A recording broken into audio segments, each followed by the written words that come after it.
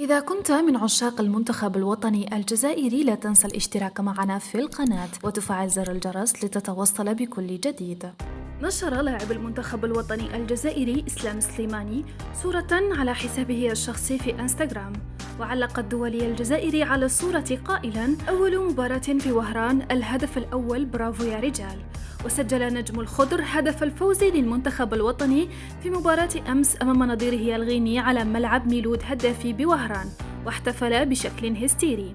واتجه سليماني نحو عدسات الكاميرات ليتلفظ بعبارة أنا شكور أثناء احتفاله بالهدف، وانتشر الفيديو كالنار في الهشيم على مواقع التواصل الاجتماعي.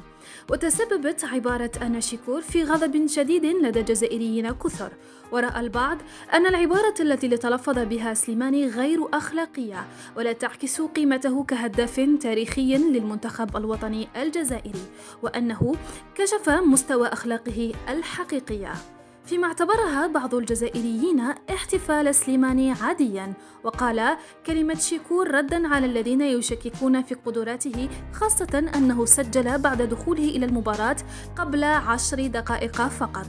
فما رأيك أنت في احتفالية إسلام سليماني؟